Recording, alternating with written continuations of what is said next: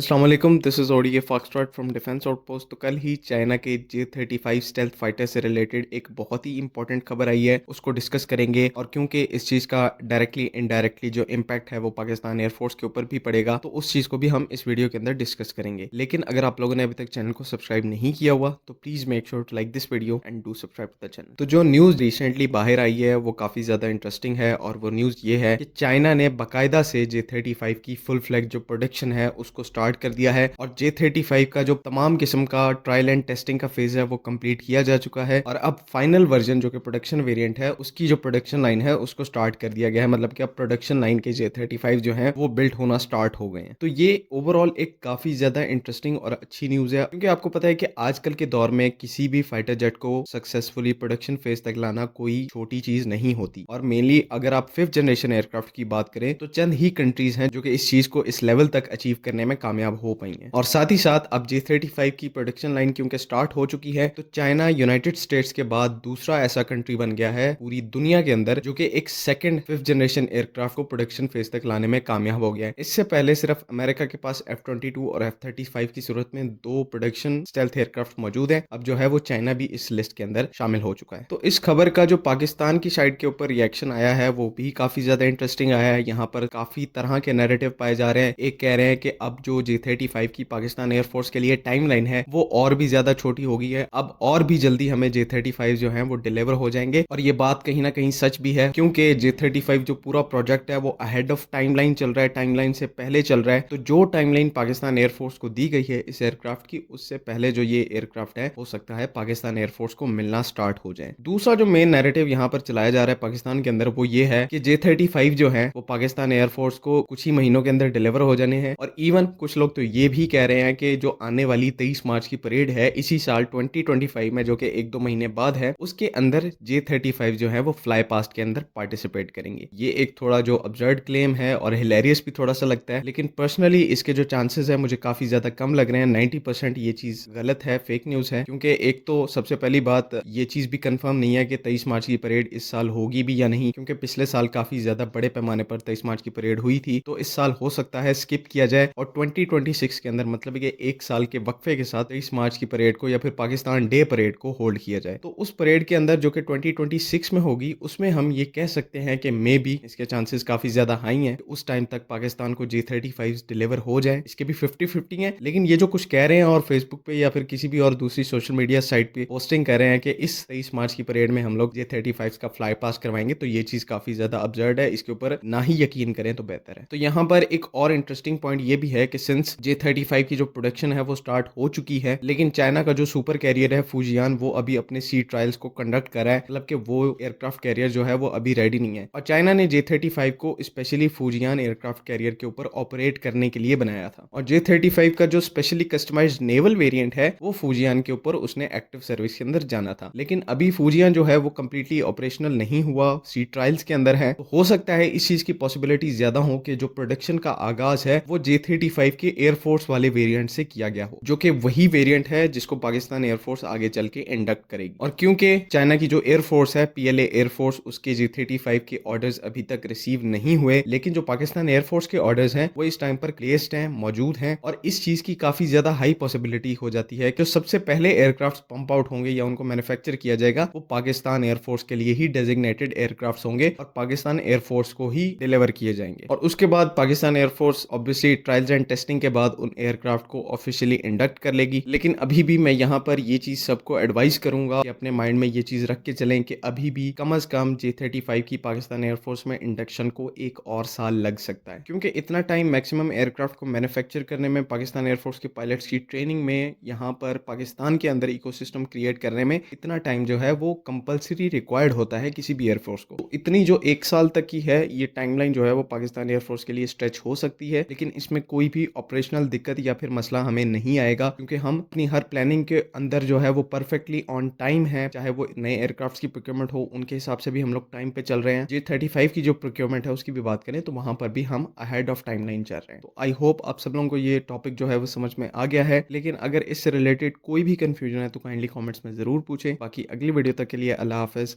पाकिस्तान जिंदाबाद।